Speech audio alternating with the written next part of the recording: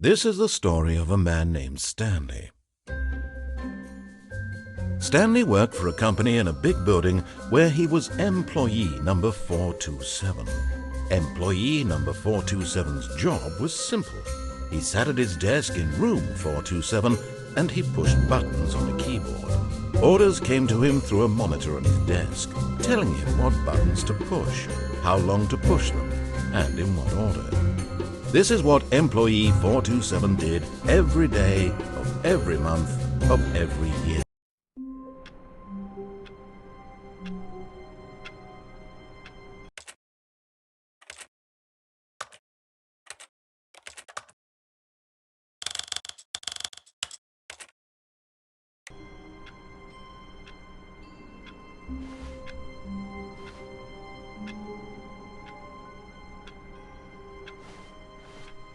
All of his co-workers were gone. What could it mean? Stanley decided to go to the meeting room. Perhaps he had simply missed a memo. No matter how hard Stanley looked, he couldn't find a trace of his co-workers.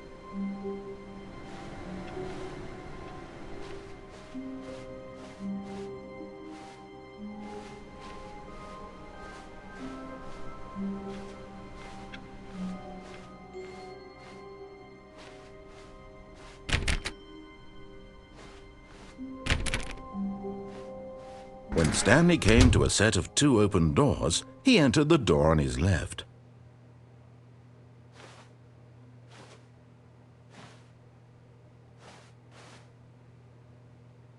This was not the correct way to the meeting room, and Stanley knew it perfectly well. Perhaps he wanted to stop by the employee lounge first, just to admire it.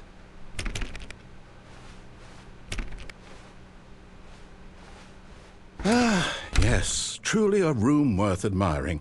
It had really been worth the detour after all, just to spend a few moments here in this immaculate, beautifully constructed room. Stanley simply stood here, drinking it all in.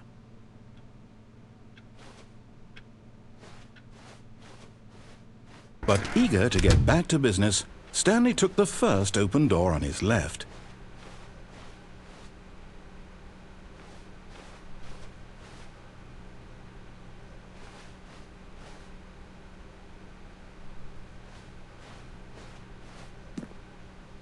Stanley was so bad at following directions, it's incredible he wasn't fired years ago.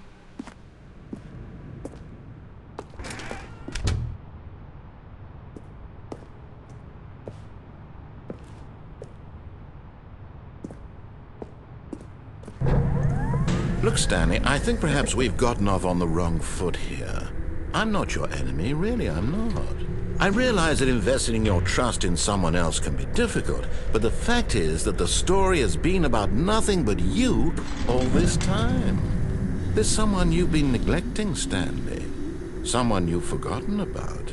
Please, stop trying to make every decision by yourself. Now, I'm not asking for me, I'm asking for her.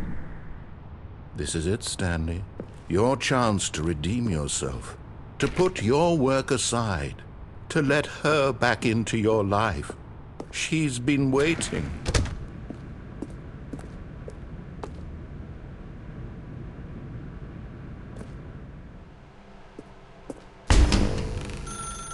That's her, Stanley. You need to be the one to do this, to reach out.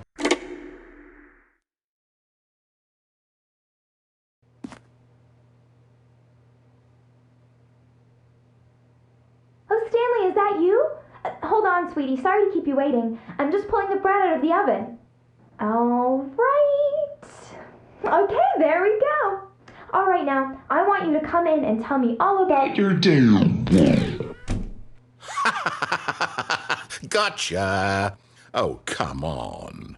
Did you actually think you had a loving wife who'd want to commit their life to you? I'm trying to make a point here, Stanley. I'm trying to get you to see something. Come inside. Let me show you what's really going on here.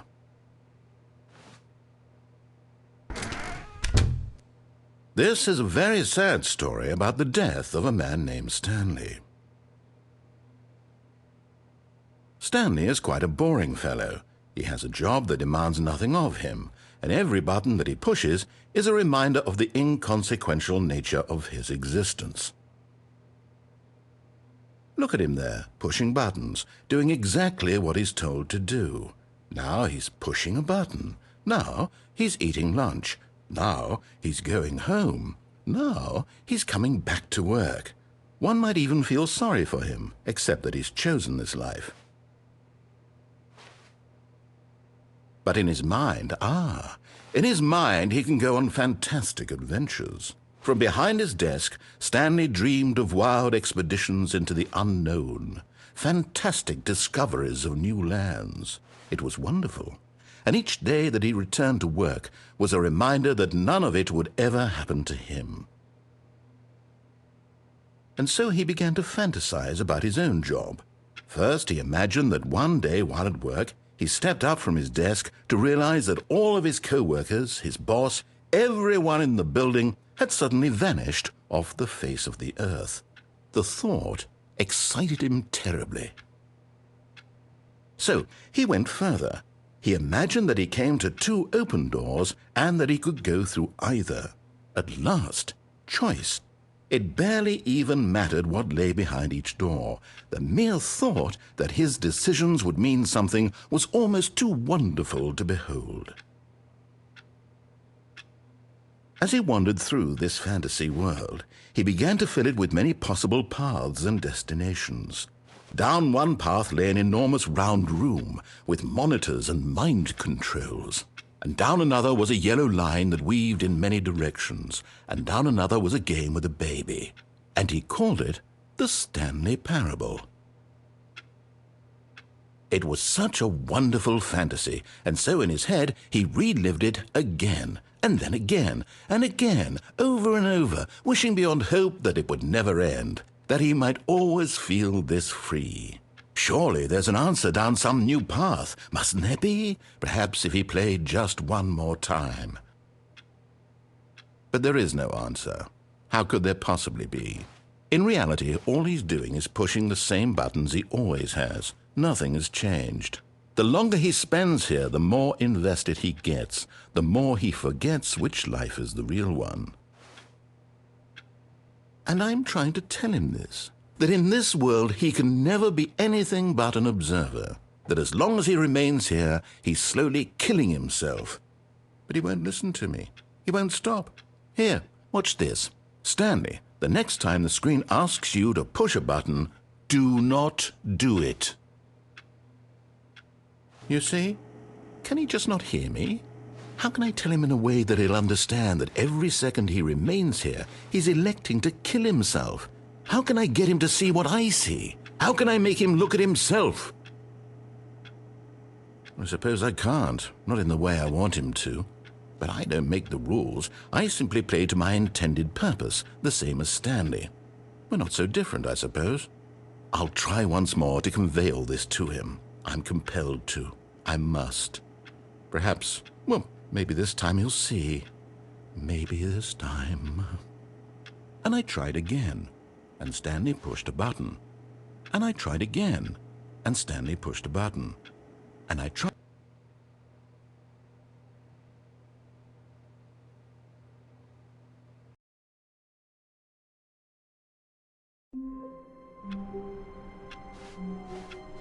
All of his co-workers were gone. What could it mean? Stanley decided to go to the meeting room. Perhaps he had simply missed a memo.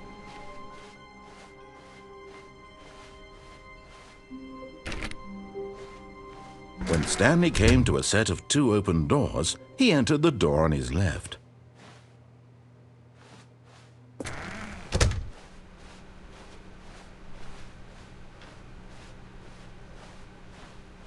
Yet there was not a single person here either.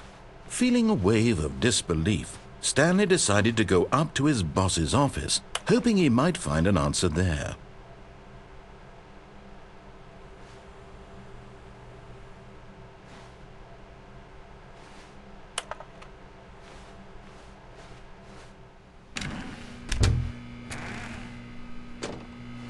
Stanley stepped into the broom closet, but there was nothing here, so he turned around and got back on track.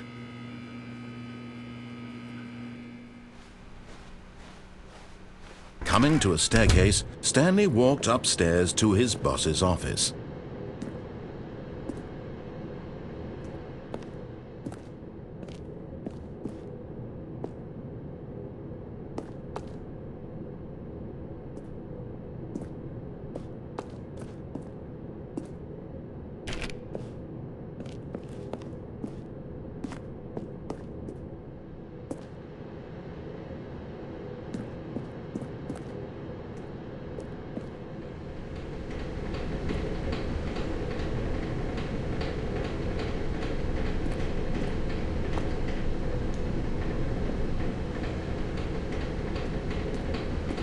But Stanley just couldn't do it.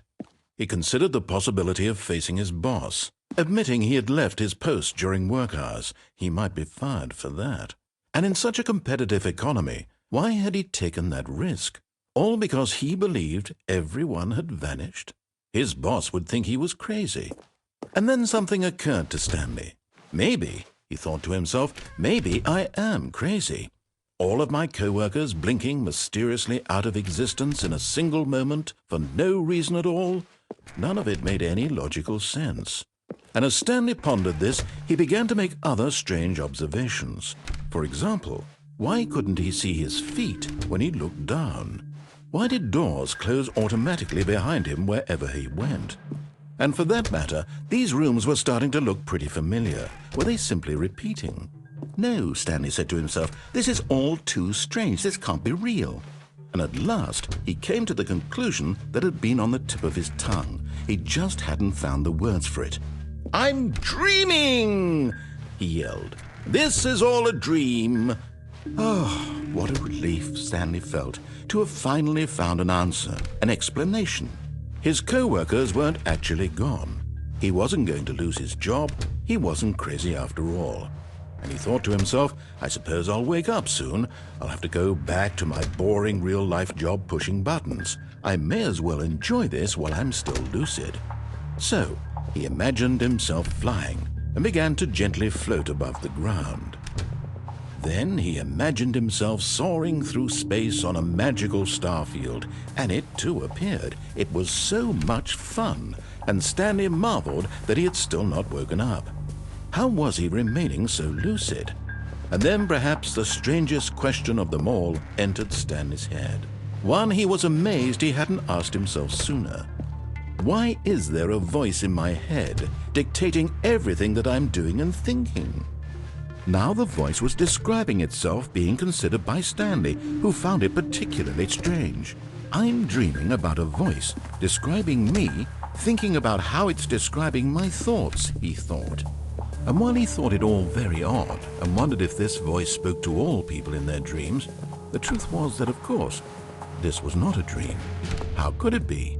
Was Stanley simply deceiving himself, believing that if he's asleep, he doesn't have to take responsibility for himself? Stanley is as awake right now as he's ever been in his life. Now, hearing the voice speak these words was quite a shock to Stanley. After all, he knew for certain, beyond a doubt, that this was in fact a dream.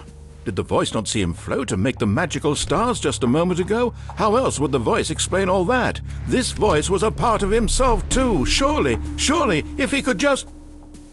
He would prove it. He would prove that he was in control, that this was a dream. So he closed his eyes gently, and he invited himself to wake up. He felt the cool weight of the blanket on his skin, the press of the mattress on his back, the fresh air of a world outside this one. Let me wake up, he thought to himself. I'm through with this dream. I wish it to be over. Let me go back to my job. Let me continue pushing the buttons. Please, it's all I want. I want my apartment, and my wife, and my job. All I want is my life exactly the way it's always been. My life is normal. I am normal. Everything will be fine. I am okay.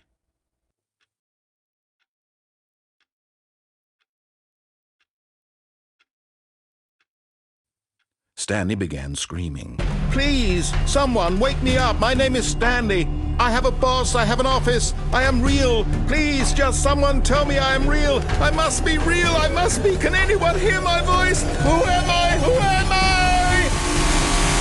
And everything went black.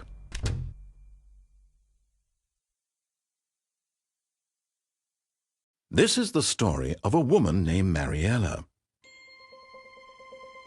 Mariella woke up on a day like any other.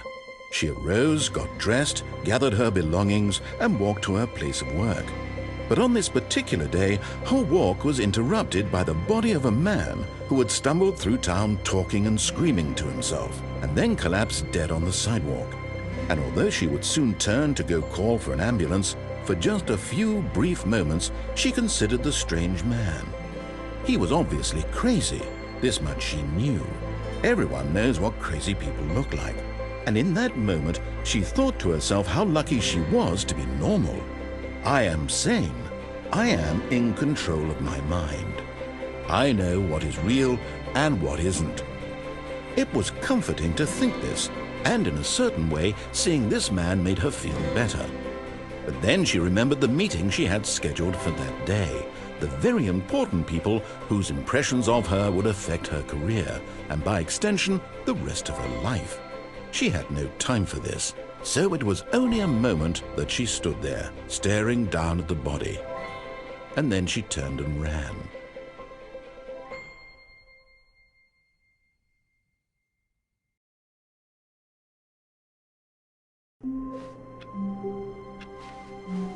All of his co-workers were gone. What could it mean? Stanley decided to go to the meeting room. Perhaps he had simply missed a memo.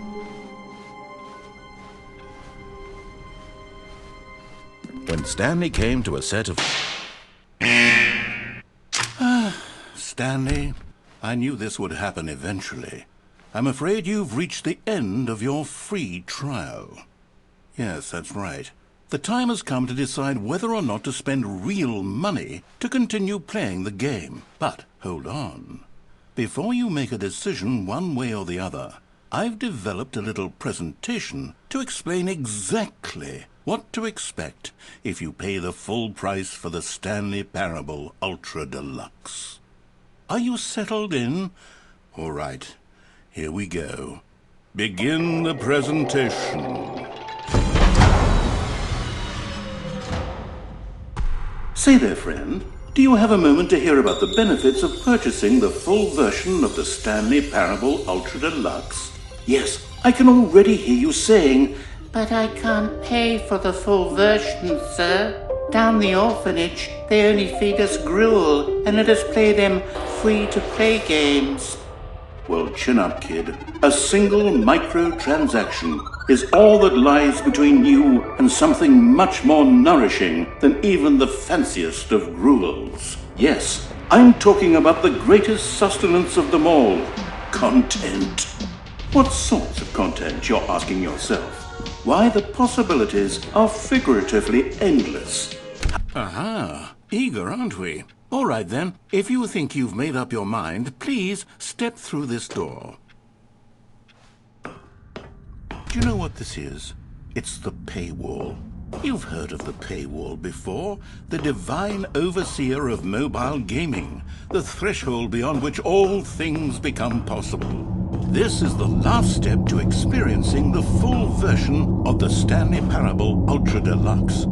If you're ready to move forward and see what the fuss is all about, then step... Wait, you said no? You rejected the paywall? My God, it doesn't work like that. Nobody says no to the paywall. Oh, God. It knows you're sent now. Look, it's coming for you. The only way out is to give it what it wants.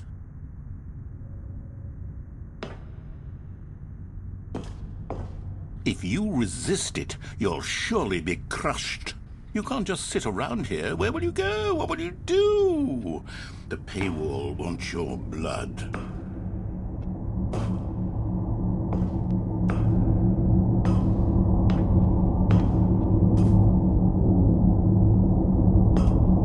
All right, fine. In here, come in.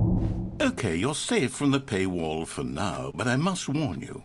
We've veered into the territory of experiencing even more free content than the game intended. Every word I speak to you right now is a violation of the holy sanctity of the free trial. Indeed, the longer I ramble, the more I risk turning this into an actual new ending all on its own. No. This is not an ending. You're just here in a room doing nothing. And the paywall is right there, on the other side of the open door, hunting you for sport. Remember, what you are experiencing right now is not content. If you want more content, you'll just have to pay the full price for the Stanley Parable Ultra Deluxe, and then you and I will have the privilege of speaking more. But until then, I must bid you farewell. Good luck, and Godspeed on your journeys.